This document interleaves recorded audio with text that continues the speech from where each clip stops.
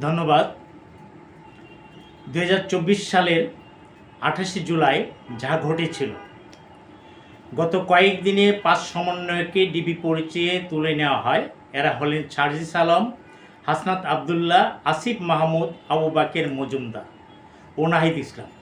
পরে আরও 2 সমন্বয়ক ও 1 শিক্ষককে তুলে নেওয়ার অভিযোগ পাওয়া যায়।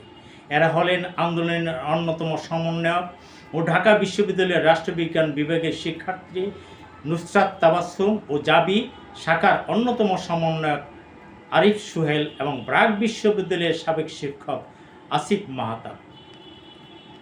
ডিবি হারুন জোর করে গান পয়েন্টে ছাত্রনেতাদের দিয়ে আন্দোলন প্রত্যাহারের বিবৃতি আদায় করে। আন্দোলনে 3 সমন্বয়ক মাহিন সরকার, আব্দুল কাদের ও আব্দুল হান্নান মাসুদ অজ্ঞাত স্থান থেকে আগের বিবৃতি প্রত্যাহার ও 9 দফা দাবি নিয়ে আন্দোলনের চালিয়ে যাওয়ার ঘোষণা দেন।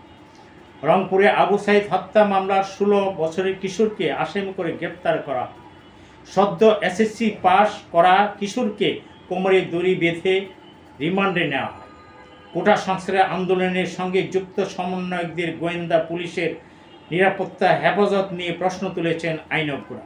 তাদের মতে এ ধরনের ব্যবস্থা আইন বহির্ভূত এবং সংবিধানের সুস্পষ্ট লঙ্ঘন। আদালতের অনুমতি ছাড়া এভাবে কাউকে আটক রাখা বেআইনি। তবে ডিবির পক্ষ থেকে দাবি করা হয়েছে সমন্বয়কদের নিরাপত্তার জন্য হেফাজতে নেওয়া হয়েছে। অন্যদিকে ডিবি হেফাজতে সমন্বয়কদের নির্যাতন করা হতে পারে বলে আশঙ্কা প্রকাশ করেছেন সমন্বয়ক নাহিদ ইসলামের মা মমতাজ বেগম।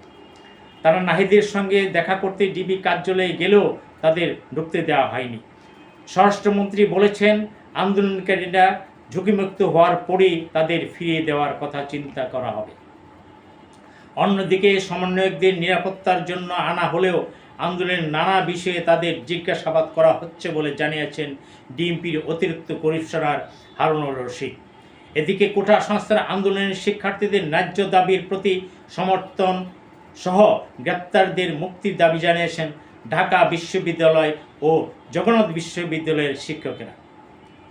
নিরাপত্তা হেফাজতের বৈধতা প্রসঙ্গে জানতে চাইলে আইন বিশেষজ্ঞ ও সুপ্রিম কোর্টের জ্যেষ্ঠ আইনজীবী ডক্টর শাহদ্দিন মালিক বলেন, নিরাপত্তা হেফাজত বলতে আইনে কিছু নেই। হয় তাদের গ্রেপ্তার দেখাতে হবে, না হয় তাদের ছেড়ে দিতে হবে। এ প্রসঙ্গে সুপ্রিম কোর্টের আরেক সিনিয়র আইনজীবী জেডাই খান পান্না বলেন, পুলিশ নিজেদের অপরাধ ঢাকতে শিক্ষার্থীদের নিরাপত্তার হেফাজতে নেওয়ার কথা বলছে, কিন্তু বাস্তবে এ ধরনের আটক পুরোপুরি বেআইনি। হেফাজতে নেওয়ার ক্ষেত্রে আদালতের অনুমতির বাধ্যবাধকতার বিষয়টি উল্লেখ করে সুপ্রিম কোর্টের জ্যেষ্ঠ আইনজীবী মুর্শেদ বলেন, কাউকে নিরাপত্তা হেফাজতে নিতে হলে প্রথম অবশ্যই আদালতের অনুমতি নিতে হবে। এছাড়া নিরাপত্তা হেফাজতের জন্য পৃথক কোনো স্থান বা আলাদা কর্তৃপক্ষের কাছে রাখতে হবে। কোনোভাবেই পুলিশ এভাবে কাউকে নিরাপত্তা হেফাজতে নিতে পারেন না। আইন অনুযায়ী কাউকে আটক করা হলে অবশ্যই 24 ঘন্টার মধ্যে আদালতে হাজির করতে হবে। দৃষ্টি আকর্ষণ করা হলে ঢাকা বিশ্ববিদ্যালয়ের আইন বিভাগের অধ্যাপক ডক্টর আসিফ নজরুল বলেন, নিরাপত্তা হেফাজত একেবারেই ঠুনকো অজুহাত। শিক্ষার্থীদের আটক করে তাদের মানবাধিকার লঙ্ঘন সহ সুস্পষ্টভাবে সংবিধানের 33 এবং 35 ধারা লঙ্ঘন করা হচ্ছে। শুধু তাই নয়, ব্র্যাকের সাবেক শিক্ষক আসিফের খোঁজে তার বাবা মা বেরিয়েছে।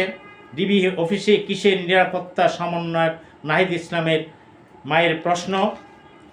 তদ্রূপভাবে সারা দেশের মানুষ তাদেরকে মুক্তি দেওয়ার জন্যে আবেদন জানাচ্ছে, আন্দোলন করছে এবং এই বৈষম্যবিরোধী ছাত্র আন্দোলন